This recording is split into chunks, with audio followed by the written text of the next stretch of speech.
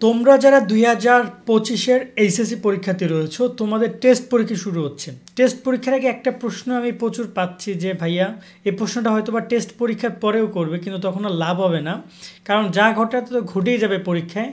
সেক্ষেত্রে প্রশ্নটা ঠিক এই যে ভাইয়া টেস্ট পরীক্ষা যদি আমরা ফেল করি এক সাবজেক্ট 2 সাবজেক্টে, তাহলে কি করব। এটার মানে এই যে টেস্ট পরীক্ষার প্রিপারেশন কারোর অত বেশি ভালো না। সেক্ষেত্রে আমি এই প্রিপারেশন নিয়ে কথা বলবো এবং ওভারঅল তোমাদের এক্সাম নিয়ে কিছু আপডেট থাকছে। আর টেস্ট পরীক্ষার এই বিষয় নিয়ে আমি আলোচনা করি। দেখো, টেস্ট পরীক্ষা অত্যন্ত গুরুত্বপূর্ণ একটা পরীক্ষা। এটা বোর্ড পরীক্ষা, নির্বাচনী পরীক্ষা বলা হয়। মানে তুমি নির্বাচনী তোমার বোর্ড পরীক্ষায় তুমি অংশগ্রহণ করতে পারবা কি না, বা তুমি কতটুকু যোগ্য, সেটা যাচাই বাছাই করা হয়। এবং টেস্ট পরীক্ষার ফরম্যাট কোনো কলেজ নির্ধারণ করে না, এটা বোর্ডের ফরম্যাটে পরীক্ষা হবে।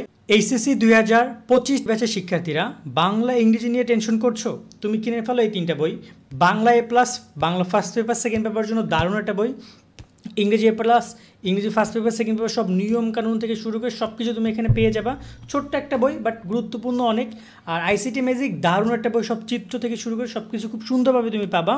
এই 3টা বইয়ের কিউআর কোড রয়েছে, স্ক্যান করলে তুমি এগুলো ভিডিও ক্লাসগুলো পেয়ে যাবা, তোমাকে খুঁজতে হবে না ইউটিউবে। এই বইগুলো অর্ডার করতে পারো night24.com থেকে, কল করতে পারো নিচে দেওয়া নাম্বারে।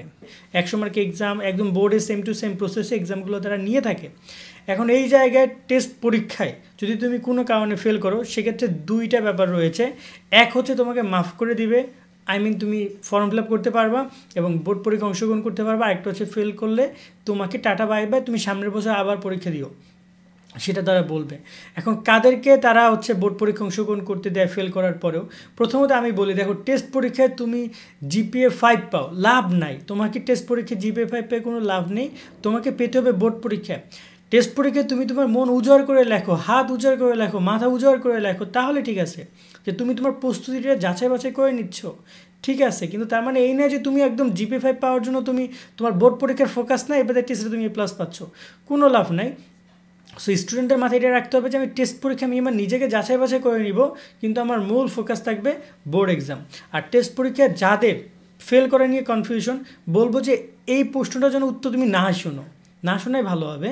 তুমি কেন ফেল করবা? তুমি এখনও সময় আছে, প্রিপারেশনটা ভালো করে পাস করার জন্য একটা বইয়ের 2-3টা অধ্যায় পড়লেই এনাফ। আমাদের এইচএসসি সাজেশন আছে, সেগুলো তোমরা দেখো, সেখান থেকে তুমি প্রিপারেশনগুলো নাও। কেন ফেল করার কথা ভাববা যদি তুমি প্রস্তুতি নাও? ফেল করার পরে বিভিন্ন দিকে বিভিন্ন সময় নিয়মকানুন এদিক ওদিক যেতে পারে, এবং এখানে গত কয়েক বছর শিক্ষা মন্ত্রণালয় যে নিয়মগুলো জানিয়েছে বা যা করেছে, এখন তো আর সেটা পারবে না। এখন নতুন শিক্ষা উপদেষ্টা এসেছে, এখন এই বিষয়গুলো নিয়ে অনেক কথাবার্তা হচ্ছে, এই বিষয়টা মাথায় রাখবা।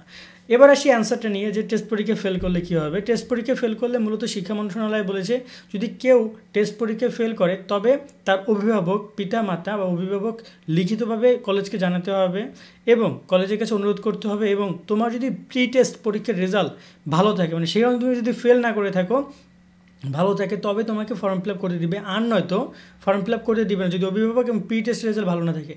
এর মধ্যে আবার কথা আছে, অভিভাবক প্রি টেস্টের রেজাল্ট যদি ভালো থাকে, বাট তুমি যদি টেস্টে একাধিক সাবজেক্টে ফেল করলা, 3টা 4টা 5টা 6টা সাবজেক্টে ফেল করলা, তাহলেও কিন্তু ফর্ম ফিল আপ করে দেবে না। 1-2টা সাবজেক্টের ব্যাপারে টিচার বা কলেজ মকুব করতে পারে, মাফ করতে পারে, কিন্তু একাধিক বিষয়ে ফেল করলে এখানে কলেজের তুমি যোগ্যই না পরীক্ষা দেওয়ার, বোর্ড পরীক্ষা দেওয়ার, এই বিষয়টা রয়েছে।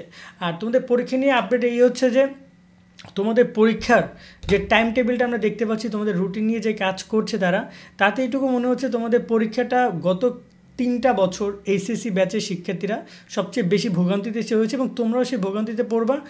এখানে প্রাকৃতিক দুর্যোগের কথা আমি বলছিলাম, কারণ গত বছর অনেকগুলো বোর্ডে পরীক্ষা স্থগিত হয়েছে শুধুমাত্র বন্যার কারণে। সিলেটে বন্যা হয়েছিল, বিভিন্ন জায়গায় বন্যা হয়েছিল, পরীক্ষা স্থগিত হয়েছিল, এটা নিয়ে পর অনেক আন্দোলন হয়েছে। আর ওই সেম শিডিউলে তোমাদের এক্সামটা নিচ্ছে। সো হয় উচিত পরীক্ষার একটু হালকা একটু এগিয়ে নিয়ে আসা, আর নয়তো উচিত হবে পরীক্ষার মাঝখানে একটু বড় বন্ধ দেওয়া, যাতে করে শিক্ষার্থীরা প্রস্তুতি ভালোভাবে নিতে পারে। আর নয়তো উচিত হবে পরীক্ষা একটু পিছিয়ে নেওয়া। দেখা যায় এখন শিক্ষা মন্ত্রণালয় বা এ ব্যাপারে তারা কী সিদ্ধান্ত নেয়, এই একটা আপডেট তোমাদেরকে আমি দিয়ে রাখলাম। আর তোমাদের টেস্ট পরীক্ষাটা আগে আপাতত হোক, টেস্ট পরীক্ষার সাজেশন বা যাবতীয় যা আছে সেগুলো নিয়ে কিন্তু আমাদের ইউটিউবে ভিডিও করা আছে। যারা দেখো না টেস্ট পরীক্ষার সাজেশন নামে ইউটিউব ভিডিওটা আমাদের দেখে নিও। আজকের মতো আমরা ভিডিওটা এখানে শেষ করছি। তোমাদের কোনো তথ্য দরকার হলে জানিও। ভালো থাকবে সকলে, আল্লাহ হাফেজ।